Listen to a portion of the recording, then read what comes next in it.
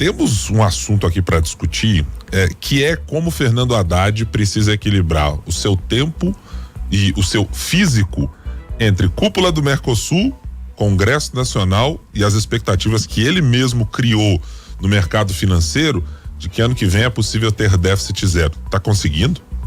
Pois é, Ibrahim, se a gente já quer ser dois algumas vezes, né? Ser 2, 3, o Haddad está precisando aí ser uns 4, pelo menos, em função dos compromissos, obviamente, que ele mesmo firmou, né?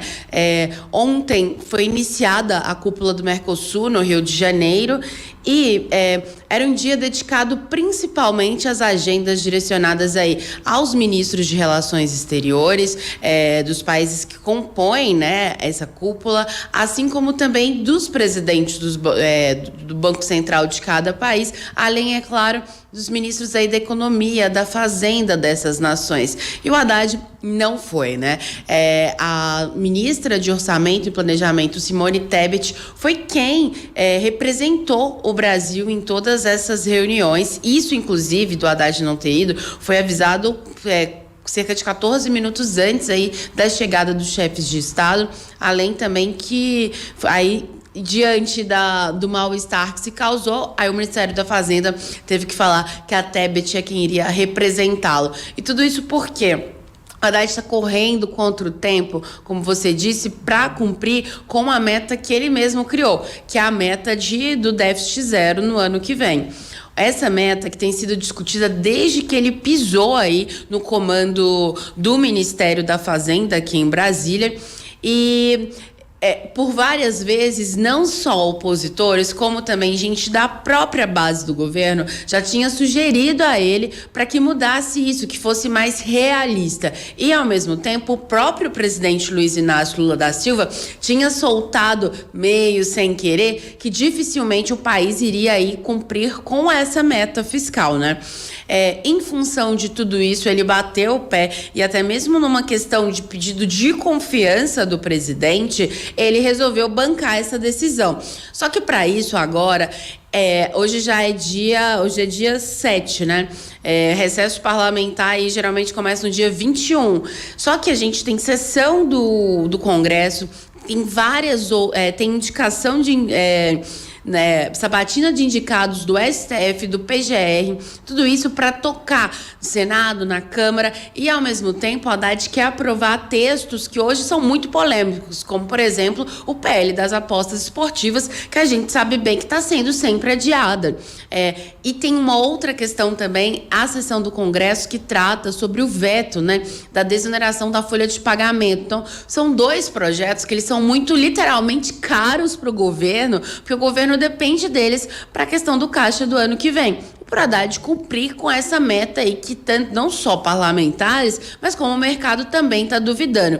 Então, hoje, desde ontem, na verdade, ele já tem se articulado junto com o ministro de Relações Institucionais, Alexandre Padilha, justamente para tentar viabilizar aí a votação dessas propostas, a apreciação, a manutenção, na real, né, também do veto aí da desoneração da folha. Ô Fran, e o ministro da Fazenda também tem vai ter uma outra questão hoje, né? Ele tem um encontro com o Rodrigo Pacheco para tentar discutir, para falar mais sobre a dívida de Minas com a União.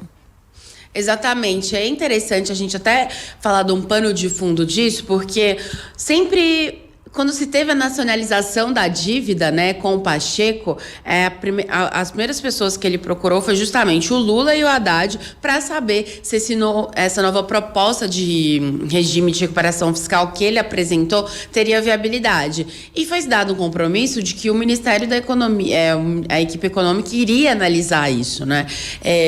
E hoje vai ter justamente essa reunião aí entre Pacheco, Alexandre Silveira e também Haddad para falar sobre isso, porque o que o Zema fez ontem, né, e como a gente já mostrou aqui hoje, foi justamente que entrou aí no STF sem o apoio do Ministério da Fazenda. Então a expectativa hoje é que tanto Pacheco como Haddad, eles expliquem sobre isso e eles falem o que vão acontecer, porque ao Zema falar isso também, vem uma tentativa de constranger os dois, dizendo, gente, olha, eu tentei aqui ajudar, mas eles não não tão seguindo o ritmo. A liminar vence agora dia 20 de dezembro.